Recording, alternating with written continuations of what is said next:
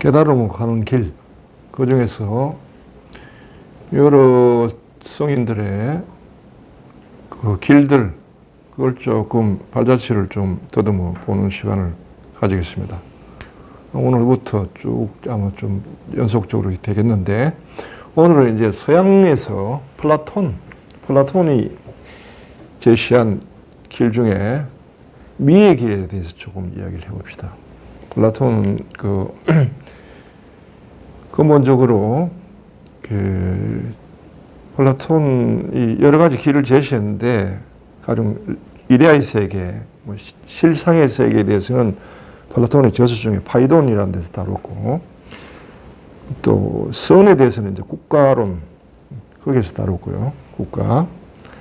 그 다음에는 이제 미에 대해서는 향연, 파이드로스라는 책에서 다루고 있는데, 오늘은 향연에 이제 적혀 있는 내용, 미를 통한 진리로 가는 그 길에 대해서 조금 이야기를 해봅시다. 플라톤은 이런 이야기를 했습니다. 아름다움이라고 하는 것은 아름다운 만큼 사람을 집중시키게 하는 건 없죠. 반하게 하고 집중시키게 하는 것. 우리가 어떤 일을 할 때 요구되는 게 집중력이잖아요. 명상의 세계도 마찬가지입니다.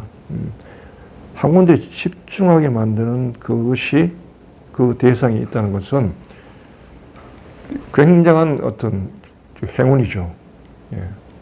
그래서 그 집중하게 하고, 그 다음에 이제 집중을 어떻게 다루느냐 방법들이 나오는데, 미는, 아름다움은 뭐 누구나 관계없이 아름다움에 사람이 끌리고 집중할 수밖에 없잖아요. 그래서 이것이 인간으로 하여금 플라톤이 말하는 이상향의 세계, 이데아의 세계로 다시 회귀하는데, 돌아가는데 큰 하나의 에너지원으로 쓰일 수 있다는 것을 알았던 것 같아요. 그래서 이제 아름다움을 통해서 인간이 어떻게 영혼의 세계에서 그 다음에 이데아의 세계로 이제 넘어갈 수 있는가에 대해서 5가지를 이제 제시하고 있는데, 그 첫 번째는 이런 이야기였어요. 어릴 때부터 올바른 사랑을 열망하는 사람은 어릴 때부터 단 하나의 형상을 대상으로 해가지고 그걸 통해서 계속 보면서 그 안에서 지적 탁월성이 생기도록 계속 노력하라 라는 말이에요. 단 하나의 대상이라 하는 게, 대상에 대해서 미를 발견한다 하는 것은 쉽게 말하면 우리가 반한다는 거죠. 하나의 대상에서 반한다. 어린애가 반하는 게 있고, 청소년기에 반하는 게 있고, 또 나이가 들어서 반하는 게 있고, 다 다르겠죠. 그래서 어떤 대상, 내가 같은 경우에는 처음으로 아름답다 하는 걸 본 건 색깔에 대한 건데, 어디서 그걸 봤냐 하면 구슬, 옛날에 어린 시절에 구슬 치게 할 때 구슬 속에 들어가 있는 그 색깔들이 있죠.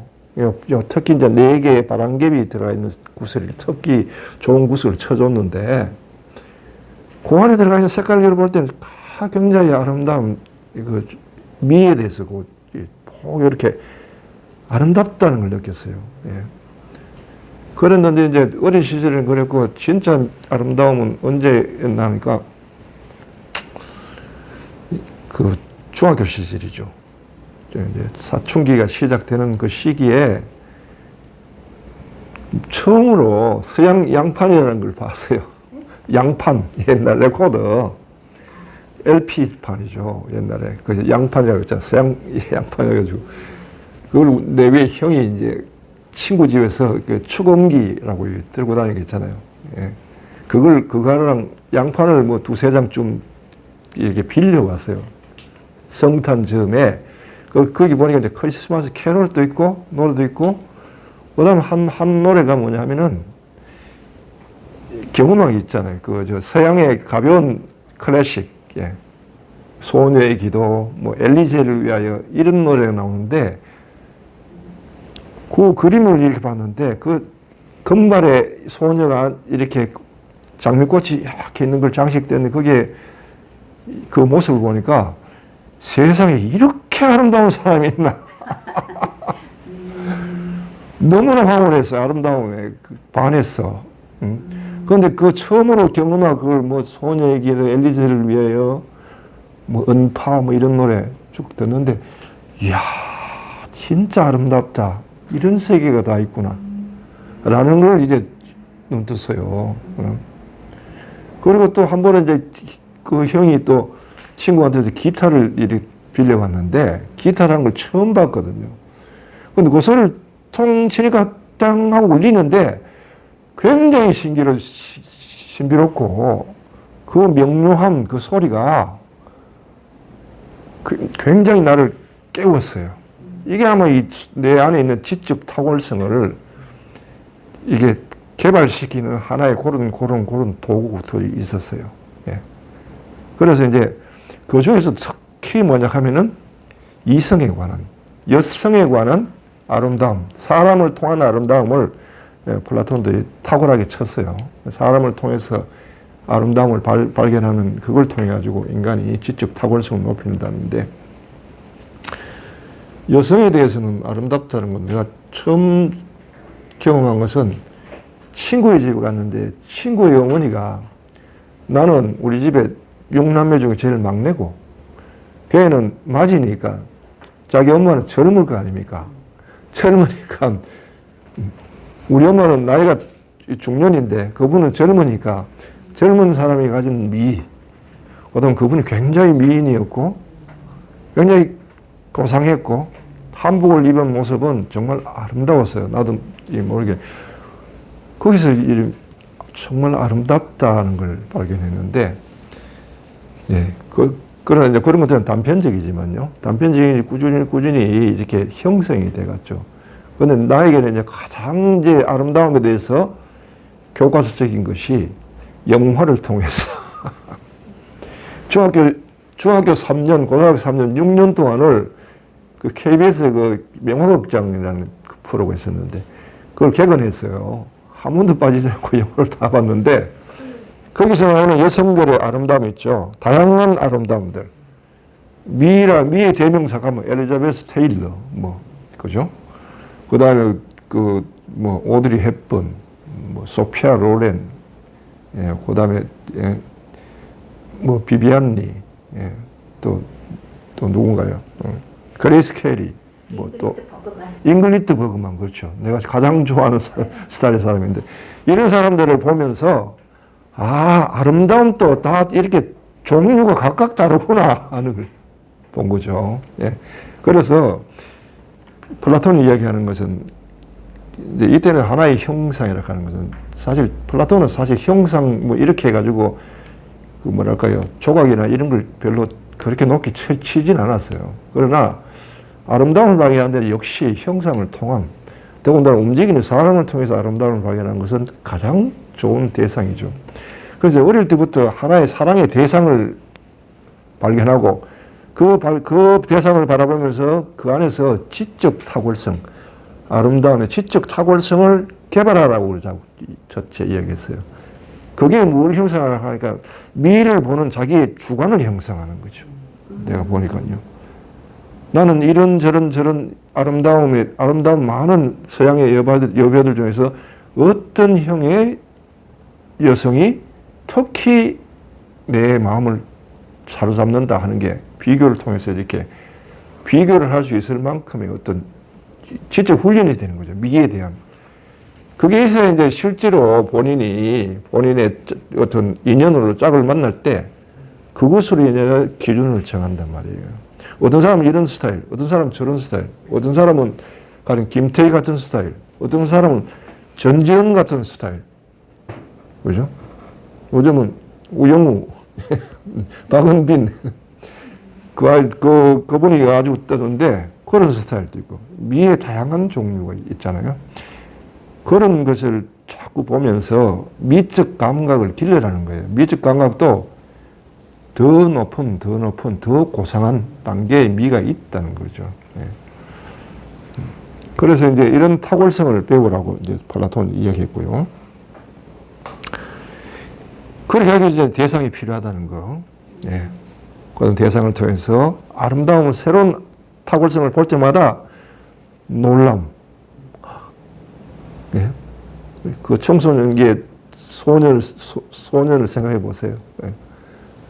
정말 아름다운, 옛날 우리는 시골에 살았기 때문에 서울에 학교 다니는 여학생이 왔다 하면 놀라죠.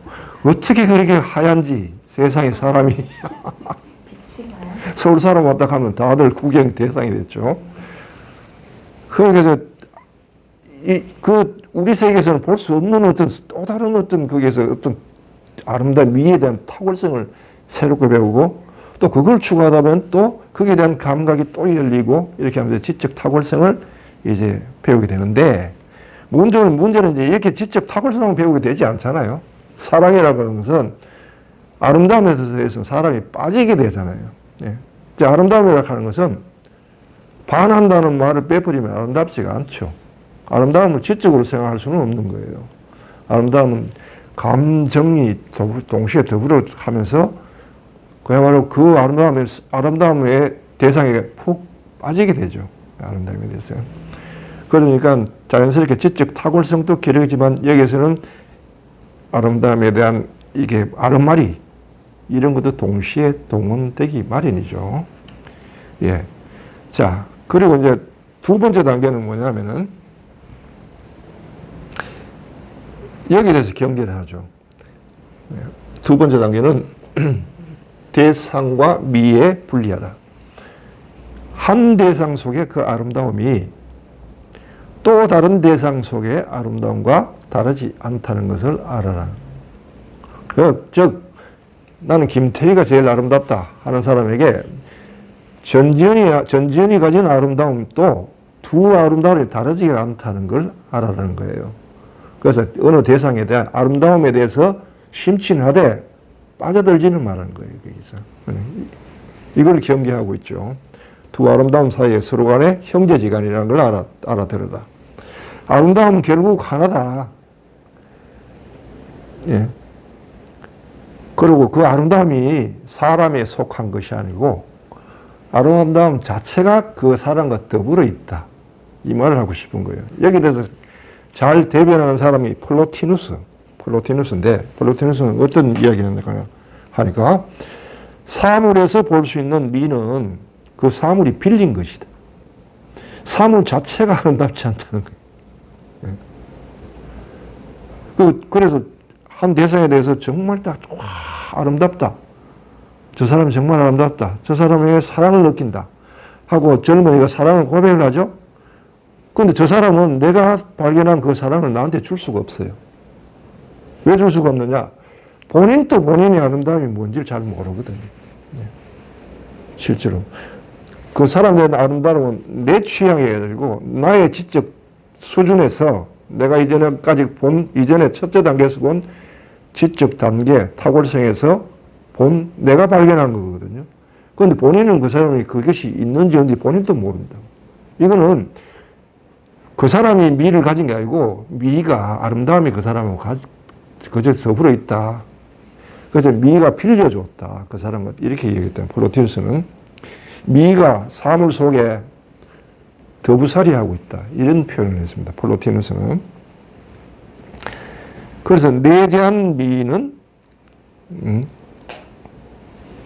그 사람 내재한 미는 그 사람 당사자의 것이 아니다.